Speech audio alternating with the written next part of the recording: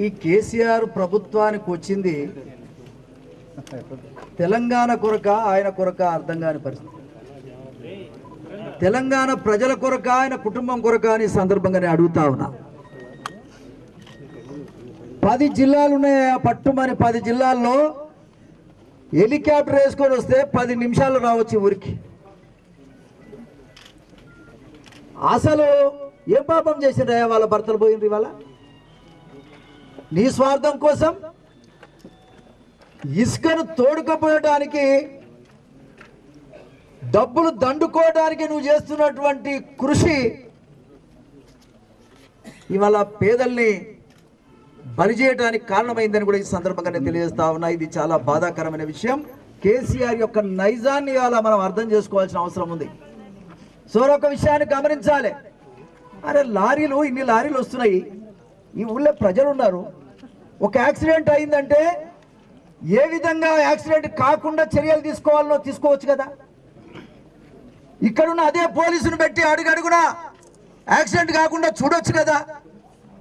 వాళ్ళకి సంబంధించినటువంటి నాయకులను, టీఆర్ఎస్ నాయకులను వాళ్ళను మరి గ్రామాల్లో ఉంచి ఏ రకమైనటువంటి ప్రమాదం లేకుండా చేయొచ్చు కదా అని సందర్భంగా అడుగుతా ఉన్నా.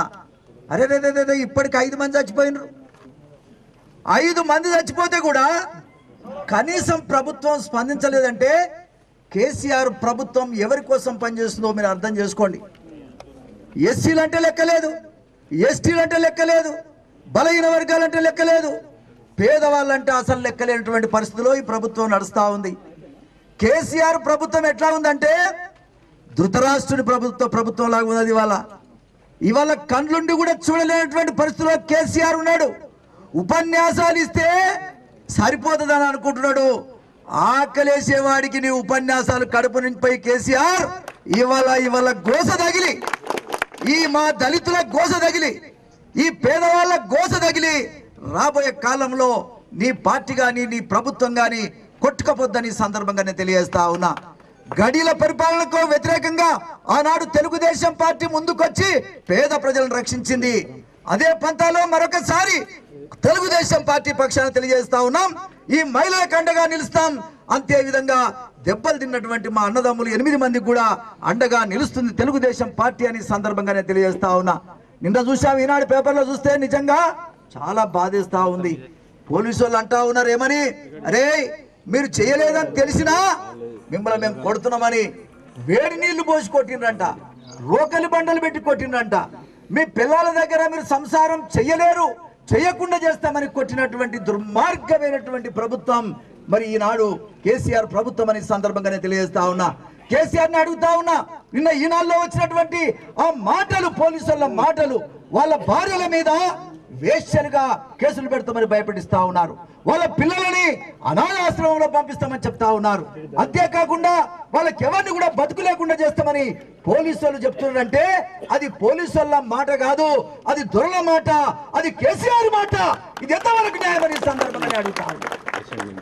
ఏ పోలీసు ఆయనకి ఎంత ధైర్యం ఉన్నది? వాళ్ళ ఏ రకంగా కొడతారా? ఆ విధంగా వాళ్ళు ఏమో దొంగతనం చేశారా? వాళ్ళు ఏమన్నా డెకైటీసా? లేకపోతే ఇంటర్నేషనల్ గా ఏదైనా తప్పులు చేశారా? ఏ కారణం చేత 3rd డిగ్రీ ఉపయోగిస్తారని ఈ సందర్భంగా అడుగుతా ఉన్నా.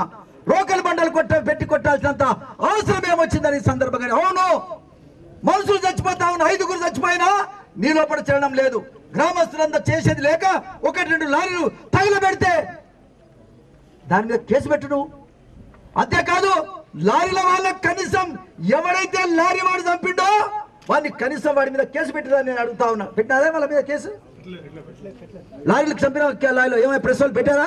మీరన్నా చెప్పండి. కనీసం మీరు ఆలోచించండి. మీడియా తమ్ముళ్ళలో కూడా నేను మనవి చేస్తా ఉన్నా, ప్రజాస్వామ్యం బతికుండాలంటే పేదవాడు మాట్లాడే హక్కు ఉండాలి, పేదవాడు మాట్లాడగలిగే పరిస్థితి ఉండాలి. ఈ రాష్ట్రంలో ఈ సందర్భంగా తెలియజేస్తా ఉన్నా. తెలంగాణ ప్రాంతంలో తెలుగుదేశం పార్టీ బడుగు బలహీన వర్గాల పార్టీ. ఈ పార్టీ వల్లనే దొరలంతా కూడా హైదరాబాద్ బాట పట్టిన విషయాన్ని మీరు గమనించాలి. అంతేకాదు ఒక విషయాన్ని గమనించండి, గడిల పాలన మళ్ళా రాబోతా ఉన్నది. ఎవరిని ఏం చేసినా ఏం చేస్తారు మీరు అన్నట్టుగా పరిపాలన జరుగుతా ఉంది. ఎంతవరకు న్యాయమని సందర్భంగానే అడుగుతా ఉన్నా. కేసీఆర్ కి సందర్భంగా ఒక్కసారి మేము మాట్లాడే మాటలు కానీ పత్రికల్లో వచ్చినాయి కానీ ఒకసారి గమనించండి. నీకు హృదయం ఉంటే, మానవత్వం ఉంటే, ప్రజలే నిజంగా నీకు బిడ్డలు అనుకుంటే ఒక్కసారి వాళ్ళకి తగిన దెబ్బలను మీరు పరిశీలించండి. ఆ ఎస్పీని నిజంగా ఏ తప్పు ప్రభుత్వానికి లేకపోతే ఎస్పీని వెంటనే సస్పెండ్ చేయమని సందర్భంగానే తెలియజేస్తా ఉన్నా. దాని మీద జరిగినటువంటి ఎవరైతే కొట్టారో ఆ సిఐలు కానీ ఆ ఎస్ఐలు కానీ వాళ్ళ మీద క్రిమినల్ కేసు పెట్టమని సందర్భంగా నేను డిమాండ్ చేస్తా ఉన్నా. ఇవాళ ఏ రకంగా కూడా పేదవాడికి రక్షణ లేదు, పేదవాడి ప్రాణాలకు రక్షణ లేని పరిస్థితి వస్తా ఉన్నది. మళ్ళీ దొరకాలం వచ్చినట్టుగా ఈ ఇన్సిడెంట్ ద్వారా ఇవాళ మళ్ళొకసారి తెలుస్తున్నదని సందర్భంగా నేను తెలియజేస్తూ, ఏది ఏమైనా ఈ చనిపోయిన కుటుంబాలకు వాళ్ళ భర్తలు పోయిన వాళ్ళ పిల్లలు చిన్నోళ్ళు ఉన్నారు, వాళ్ళు బతకలేని పరిస్థితుల్లో ఉన్నారు. వాళ్లకు 10 లక్షల రూపాయలు ఎక్స్గ్రేషియా ఇవ్వాలి, ఇంటికో ఉద్యోగం ఇవ్వాలని కూడా ఈ సందర్భంగా నేను తెలియజేస్తా ఉన్నా. అదే రకంగా ఇవాళ 8 మంది ఎవరైతే జైళ్ళకి వెళ్ళి విడుదలైనారో వాళ్ళ నిజంగా ఎస్సీలు ఎస్టీలు పేద ప్రజలు వాళ్ళ పేద తమ్ముళ్ళు ఇవాళ వాళ్ళ సంసారానికి కూడా పనికి రాకుండా చేసినటువంటి దుర్మార్గమైన నీచ ప్రభుత్వం మీది. మీరు ఇప్పటికైనా ఆలోచన చేసి వాళ్ళ కుటుంబంలో వాళ్ళు పని చేసుకోలేరు కాబట్టి ఇంటికో ఉద్యోగం ఇవ్వాలని సందర్భంగా నేను డిమాండ్ చేస్తా ఉన్నా. అదే విధంగా 5 లక్షల రూపాయలు ఎక్స్గ్రేషియా వాళ్ళకి ఇవ్వాలని మేము డిమాండ్ చేస్తా ఉన్నాం. నీ ప్రభుత్వం నిజంగా ప్రభుత్వం అయితే, తెలంగాణ ప్రజల కోసమే ప్రభుత్వం అయితే వాళ్ళ దగ్గరికి నువ్వు వెళ్ళి క్షమాపణ చెప్పి వాళ్ళందరికీ కూడా అన్ని రకాల సహకారం అందించాలని సందర్భంగా నేను డిమాండ్ చేస్తా ఉన్నా. ఒక దళితుడిగా ఈ సందర్భంగా కేసీఆర్ కి సందర్భంగా నేను డిమాండ్ చేస్తా ఉన్నా. నీ పరిపాలన ఇక రాబోయే కాలంలో ఉండదని గుర్తుపెట్టుకోమని సందర్భంగా నేను తెలియజేస్తా ఉన్నా. 3 ఏళ్ళు అయింది. ఒక్కవేళ రేపు 15 ఆగస్టు వరకు కనుక ఈ సమస్యలు మీరు పరిష్కారం చేయకపోతే తెలంగాణ రాష్ట్రం మొత్తం కూడా చెలో నేరళ్లలో కేంద్రీకృతమవుతుందని కూడా ఈ సందర్భంగా నేను తెలియజేస్తా ఉన్నా. కొన్ని లక్షల మందితోటి నేరాలకు వచ్చి బహిరంగ సభ పెట్టమే కాదు, నీ ప్రభుత్వం యొక్క దుర్నీతిని కూడా ఎండగట్టి తీరుతామని కూడా ఈ సందర్భంగా నేను తెలియజేస్తా ఉన్నా. ఇది మంచి పని కాదు. ప్రభుత్వం నిజంగా నీతిగల ప్రభుత్వం అయితే పేదోడి యొక్క కన్నీరు కారక ముందే ఆదుకోవాల్సిన అవసరం ఉంది. పేదోడి యొక్క బాధలను అర్థం చేసుకోవాల్సిన అవసరం ఉంది. నువ్వు అర్థం చేసుకోవటం లేదంటే నువ్వు కఠినమైనటువంటి నీ హృదయానికి తగిన గుణపాఠం చెప్పాల్సినటువంటి అవసరం ప్రజలు తప్పకుండా ఆలోచిస్తారని ఈ సందర్భంగా తెలియజేస్తా ఉన్నా. ఎల్లకాలం నేనే ఉంటా అనుకుంటున్నారు. సప్పుడు ఏరేమా పౌడర్లు వేసుకొని టీవీలలో మాట్లాడితే ప్రభుత్వాన్ని నడిపెట్ట అనుకుంటున్నారు. పౌడర్లు రాసుకొని టీవీలలో మాట్లాడితే ఫోటోలు కనబడితే ఫోటోలు వస్తే ప్రభుత్వాన్ని నడిపడం అనుకుంటున్నారు. కానీ దాని వల్ల ఉపయోగం ఉండదు.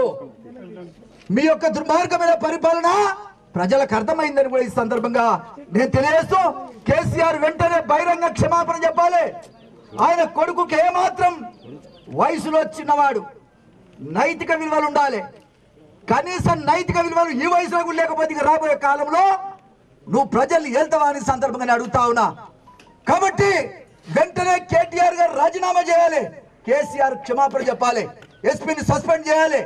ప్రజలకు మేలైనటువంటి అన్ని రకాలుగా ఆదుకోవాల్సినటువంటి అవసరం ఉందని సందర్భంగా నేను తెలియజేస్తూ, ముఖ్యంగా కేసీఆర్ గారు నేరేళ్ల నుంచే ఉద్యమం మొదలైతుంది, నేరేళ్లనే కేంద్రీకృతమైతుంది. రాబోయే కాలంలో గుణపాఠం చెప్పడానికి నేరేళ్లనే ముందు నడుపుతామని కూడా ఈ సందర్భంగా తెలియజేస్తా ఉన్నాం.